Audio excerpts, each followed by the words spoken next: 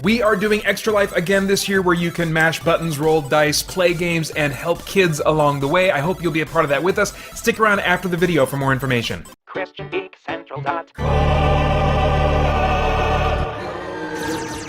Do you like games? I like games too. I like games too.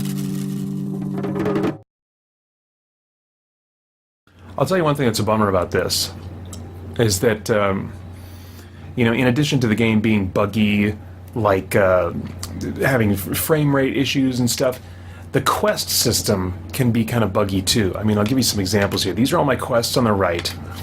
And, let's see. Kovengor. Oh yeah, the husband of Maxia Calvo will cooperate with the house just as Ebrat Skeldon planned. Go and inform Ebrat that he may commence his attack, but you can also help Maxia to get out of prison to foil Ebrat's plans. No, I can't. I can't talk to Ebrat Skeldon because he's not at the excavation site anymore. He and all of his troops left, and Maxia, who was a prisoner there, is not there. I went back and visited. But they keep this quest in here instead of like saying quest failed and wiping it out of my quest log. It stays in there. It's a quest I can't finish, which is a little bit of a bummer. It's not, you know, it more so than the Elder Scrolls games that I've played. You can potentially make a number of quests impossible to finish if you tackle another set of quests or do them in a specific order or something. I mean, like, I was trying to kind of play both sides and get the most quests I possibly could out of this game, but it wasn't obvious to me when finishing one quest was going to cancel out another. And I guess at the end of the day that's fine, but then at least if they would give me a notification saying failed at quest blah, like this quest is no longer possible, I could say, oh, never mind then, let me not do this quest yet and reload my last save. And sometimes they'll let you know that you failed a quest, but not always. And this breaking a will thing, it's impossible for me to finish now. I've looked at some guides online and there's no way out of it. And that's just one example. Let's look at some more. Let's see, can I do meaning business? Yes, okay, so I can do these. This one, Shadows Over the Family, can't finish this because it's, again, dependent on going to find out why. See, it says in the middle halfway there, find out why someone hired bandits to steal from the excavation's transport. Well, there's no one at the excavations I could talk to. I talked to everybody at the excavations anyway to figure out what was at the bottom of this. Ultimately I couldn't figure it out, and little did I know that advancing through the quest at the excavation site would eventually lead to cutting off my ability to finish this quest. Yet it's still there, haunting me. A paid murder. Let's see here. I might be able to still do this one, but I'm not sure. Let's see. Excavations. That's this shouldn't even. The excavations quest set shouldn't even be there anymore. Yeah. So there's definitely some of these that I can do, but it's just annoying to see quests still on there that I'm not able to complete. I guess at the end of the day, Skyrim had some of those too. But I mean, by the time I finished Skyrim, I have like maybe 12 quests or 5 quests or something that I either can't finish, or they kind of regenerated themselves, or they're not marked as completed, or I did complete them but they didn't get marked as completed or whatever. That's usually the case. I actually completed it, but it's not marked as complete. But these I couldn't even I couldn't complete. I can't complete them, and they're still kind of haunting me. So that's annoying, but I guess at the end of the day, it's not hugely different from Skyrim. But when I'm playing a game like Skyrim, usually I don't collect a set of, like 5 quests that I can't finish until I've put 100 or 200 hours in. But this game, I've only put in close to 15 hours of playtime. So it's kind of a bummer to see so early into this big open world game these sets of quests that are just going to be haunting me and clogging up space and making it tiresome to figure out, okay, what do I have left to do, because I have to sift through and try to remember, oh yeah, that's one of the ones I can't complete, so that's a bit lame. My trigger finger gets tired after a while. I'm just hammering on it. I have to switch fingers. Might be nice if this was a button instead of a trigger. And the combat in this game isn't great. It's just kind of serviceable, but still satisfying. If I built myself as a melee guy, it would not be taking me like 6 or whatever hits to kill these guys. They'd be going down a whole lot faster. Oh, more. These skeletons are coming out of the woodwork. Would you let... I've been disarmed? Oh, I hate that. Let's have a look. Oh, it's so annoying.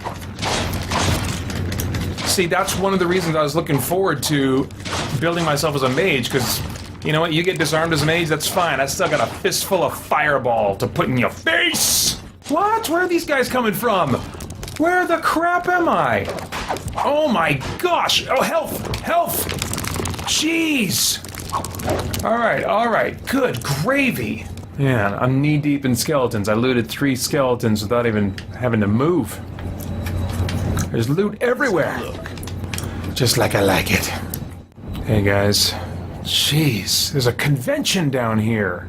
Yep, right here. Oh, jeez. Oh, this is just obnoxious.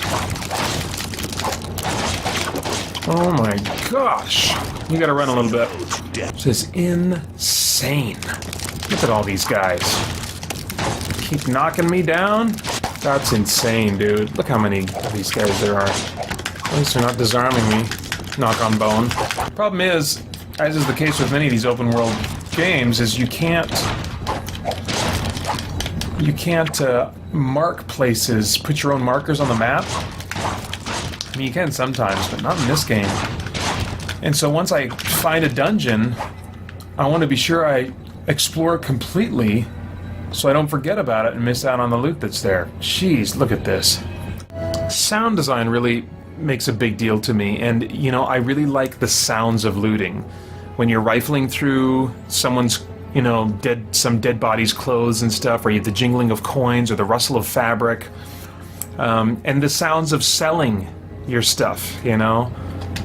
Like that little wooden sound. I love that sound. Earlier tonight after getting off work, I was feeling too tired to be able to focus and really didn't feel like playing this game at the time. Very friendly. So I watched an episode of The Walking Dead and took half a caffeine pill and drank some Pepsi. I take half caffeine pills instead of drinking coffee because I hate the taste of coffee. And I'm trying to cut down on soda, but obviously I had a soda as well as half a caffeine pill tonight. And that got me all energized and ready to play. I hate being so tired at the end of the day that I'm too tired to play. What I should really do is just go to sleep, but I'm not disciplined enough for that. I wish I was. Oh, there's my shadow. I got scared of my shadow. Yeah, I mean, if the progression system wasn't so satisfying to me, this dungeon would be frickin' the most boring thing in the world. All I've been fighting is skeletons. Different, slightly bigger skeletons, fire skeletons, a couple of ice skeletons. Oh man, it's almost time to go to bed. I gotta finish this dungeon before I go to bed. I just gotta. This is a cool spell system. So all these boosters I slot into these kind of like compartments of my necklace or whatever. I can have 3 spells equipped at one time, and then I can take boosters from down in the booster scroll and put them up into these little slots here to further customize each spell, in addition to the customization I get from stacking. Like I have 4 copies of Magic Hammer, which makes it more powerful for the same amount of mana. And then I've also got a booster on it, and you can stack the boosters as well. Sweet! I gotta go to bed. I'm gonna take on this quest to get these catapults back from these orcs who stole them. I got like some special armor that'll make me look like an orc that I think I'm supposed to use for this mission. I've got it along, but if I disguise myself, I can't kill them. If I can't kill them, I can't loot them. So I think I'm just going to lay waste to them. Let's rock. Oh, here was a bit of good news that I just got today. And we'll see how things pan out. But time capsule to the past. On March 3rd, 2016, Pater was pretty excited to learn that No Man's Sky is not going to require you to play online. You can play offline, Sean Murray, head developer, said. That is news I was waiting for. Ugh, I was so afraid it was going to be this online game, or that it would at least require you to have PlayStation Plus in order to play it online. And I don't play online games. I am a solitary video game player. I don't want to hang out with anybody. Just you, of course, but you're just a camera, so... Now, if I'm going to play multiplayer, I'd much rather be a board game, like sitting down at a table or at couches, hanging out with people, and you know, not even couch co-op I'm not really interested in, but like a board game where you're playing together and not competitively. I'm not interested at all in competition. I don't have the character fortitude for competition. Yeah, I was telling somebody once why I avoided competition, that I didn't like competition. Let's have a look. And what they identified in me was that, oh, so your issue is not that you're not competitive, because that's what I used to say, I'm the least competitive person in the world. But they said, actually, you're very competitive, and that's why you avoid it altogether. And it's like, oh, crap, you're right. I'm overly competitive. I attach my self-worth to how I rank compared to other people. And that's sin. That's my flesh that's doing that. And I'm trying to give that over to the Holy Spirit and more see the world as it is, and as God tells us that it is, but it just does not come naturally to me to avoid comparing myself to others and find my worth solely in the righteousness of Christ. Southern note. Oh, my sister's there. Maybe I should go talk to my sister. Let's talk to my sister. I am so happy to see you again. How do you feel, Kira? Poorly. It has never been so hard to use a node. I would feel so weird hanging around my sister if she was wearing a low-cut dress like that. Neither one of my sisters would ever wear a dress like that, so I don't think I have anything to worry about.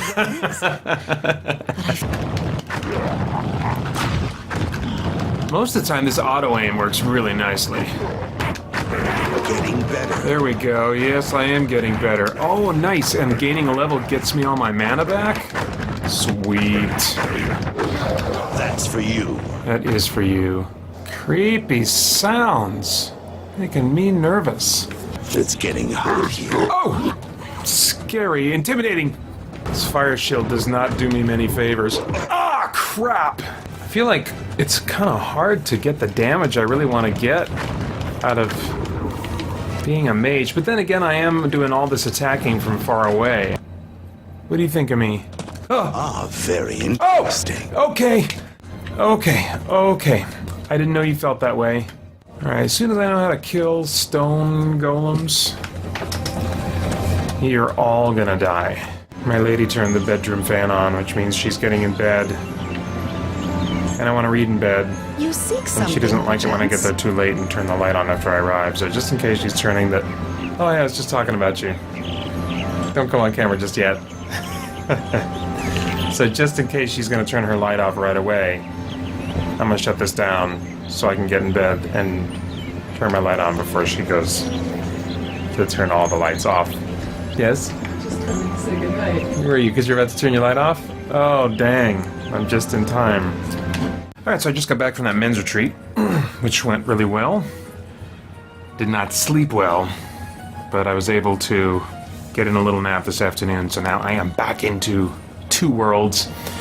And I actually wasn't planning on recording while I played this, but then I started doing a little side quest here that was like, oh, you know, this would be an interesting little bit to talk about. So Good day.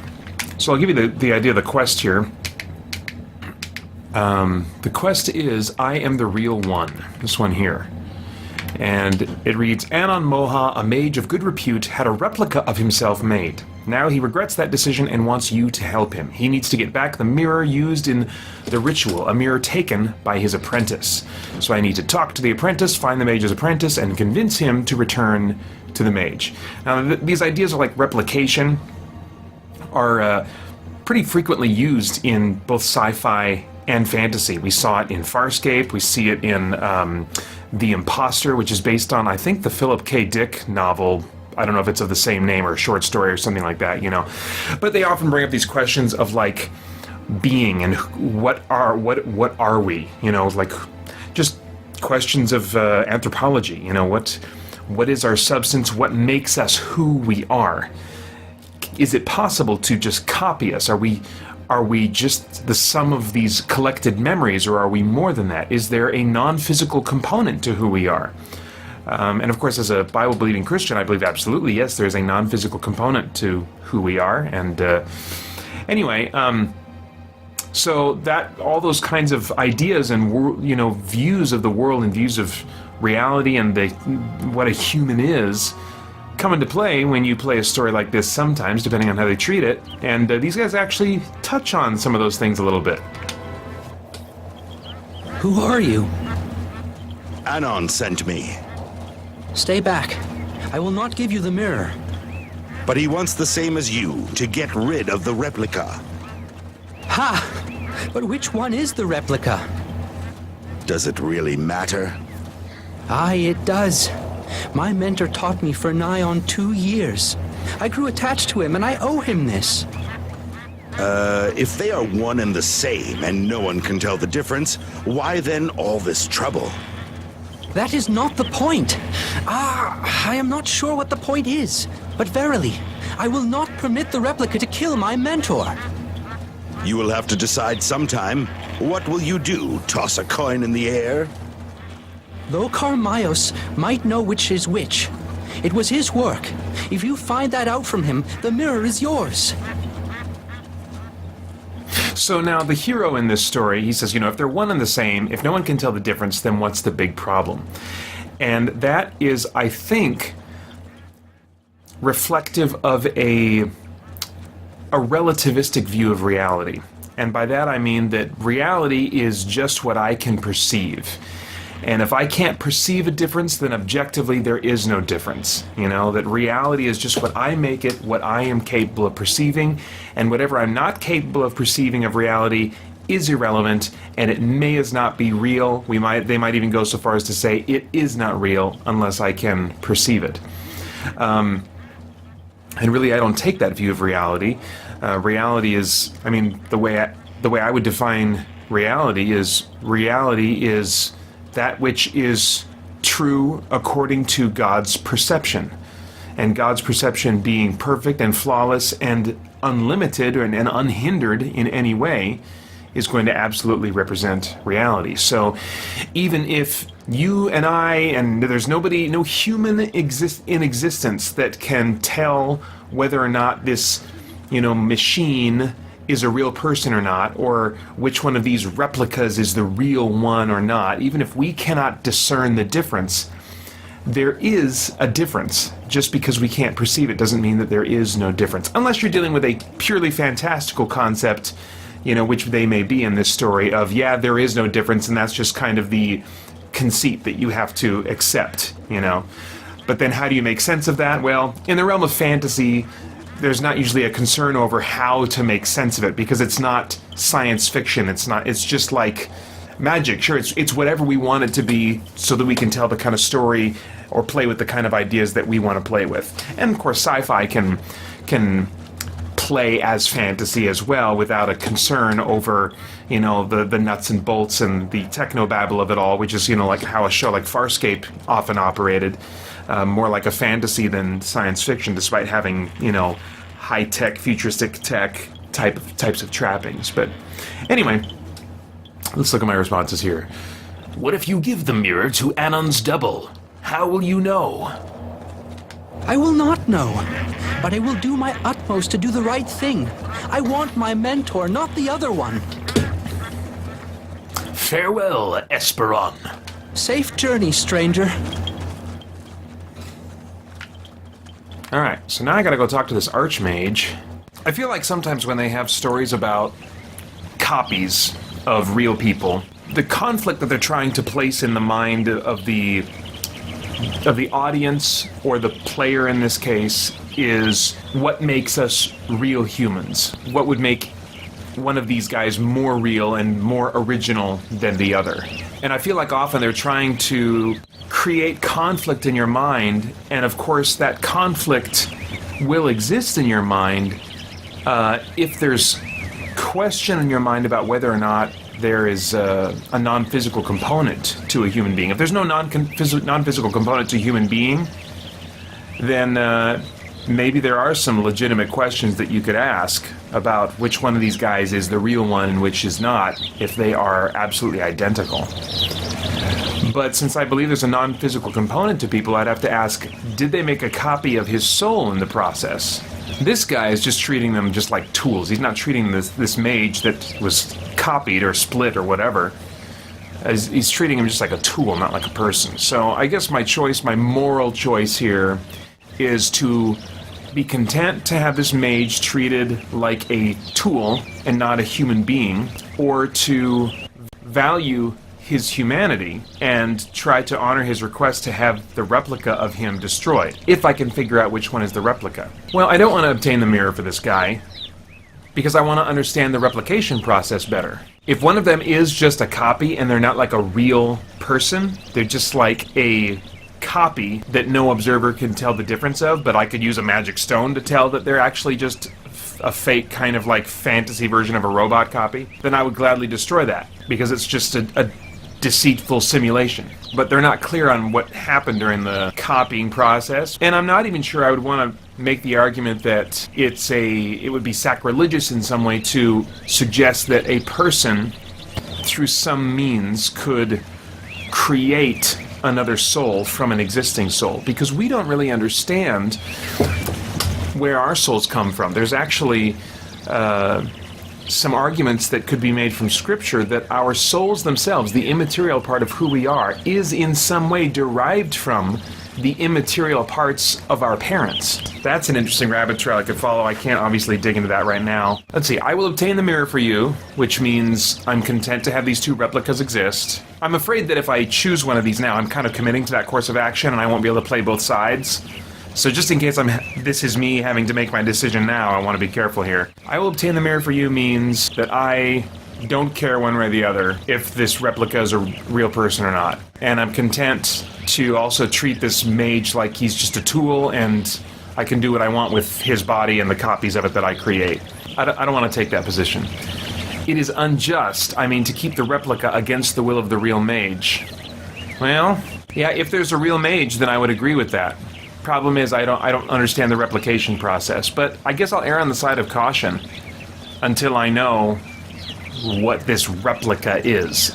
Whether it's just a really convincing simulation, or if they're saying here that it is actually a real new person that's been created. I don't know. So for now, I'm going to err on the side of caution. But no one knows who is the real mage. Not yet. 'Tis not natural, I grant you that, but 'tis for the good of all. Aye, but if the mage himself does not like it... Ah, but which one is he? Is it lawful to make a replica of someone, Mayhap. Mayhap not, but name me a ruler who would object to two good mages instead of one, huh? See, I really don't want to obtain the mirror for this guy, but I'm not seeing any other way to advance the quest. I've tried the other route and taken it as far as I think I can, so I guess I'm going to see if this will help me advance the quest. There does come a point where I kind of get tired of walking back and forth to solve quest objectives. I'm just kind of retracing my steps a lot. What did Lokar Mayo say? Do you know which one is real? So they give them the option to lie and say, yeah, he put a small mark on their necks. And I just tell them apart, which makes me out to be taking the position of, it doesn't matter, I don't care. Either I don't care or it doesn't matter and there is no difference. So I'm going to be honest. Try harder. He must have some way to tell them apart. Oh my gosh, you're really just going to make me walk back to him? Oh my gosh. I'm going to be disappointed if they force me into only one way to finish this quest line. There's just a lot of backtracking and illusion of choices to ultimately force me down one path. Yep, I have to go back and lie to the kid. That's the only way they're going to let me get out of this. That is frickin' dumb, dude. Have you finally got the information? Indeed. Will you be able to tell them apart? Aye, I believe so. Yes, I can Then take totally the do mirror, that. Give it to the real one. Be very careful. It must be the real Anon. You give me the chance to fess up? What? Neither you nor anyone else can tell the difference. Therefore, he is the real one. Try harder. He must have some way to tell them apart. Mayhap he is, though mayhap he is not. Hold! You confuse me. I am nervous enough. Oh, good. I got the magical mirror out of it. Destroy the mage's copy. It's getting late. I want to finish this quest. All right, well, let's talk to this good fellow. My apprentice claims I am not I and refuses to work. I tried to tell him I am I, but he says that is what the other I also said. There is currently a double of me in that next village. My apprentice was very upset by the... Why not? He refuses to believe I am the real one. I prithee, talk some sense into... You must take my word for that, friend. I do not know what to believe. I looked up a solution online. It said you can give the mirror to the guy in Catalan, and you get more money out of the deal, so I'll just do that. Well, I don't know. I don't need money. I need experience. Let's just give it to this guy. Forsooth, until I have my apprentice back, my business is closed. So wait, your business is closed until you get your apprentice back? Well, that might help me make my decision. Well, the game seems to be making the decision for me. They're not giving me the option to give it to the other guy, they're just giving me the option to give it to this guy. Nice, okay. Once again this year, Christian Geek Central is participating in Extra Life. This is a charity that raises funds for the Children's Miracle Network of Hospitals, which provides free medical care to children whose families could otherwise not afford it. And this is very often for critical, life-saving treatment. Joining our team only requires a willingness to ask your family and friends to consider donating toward your fundraising efforts. Participants also usually do something fun and game-related to draw attention to their fundraising efforts, like a special game night at your home or your church, or like me, you could do a crazy 24-hour video gaming marathon. Now, I'm theming it around video games, but really this event can be themed around any kind of gaming, which includes both video games and tabletop games of any kind. What you do to raise funds is entirely up to you, but I would love for you to consider joining the Christian Geek Central Extra Life team. As team leader, I'll be there to help answer your questions, provide some helpful tips if I can, and just in general be your fundraising cheerleader and try to draw attention myself to your fundraising efforts. You can get more information about the event as a whole at extra-life.org, and if you choose to sign up there, be sure to select Christian Geek Central as your team so I can get in touch with you and then just help in whatever way I can. Fundraising can begin at any time, but our main push is going to be through the month of October leading up to November 4th. That's the annual Extra Life Game Day, when I'll be streaming my 24-hour video gaming marathon live and trying to stay awake without throwing up like I almost did last year. More details on my live stream as we get closer to it. That's it for now. Thanks for watching. Bye-bye.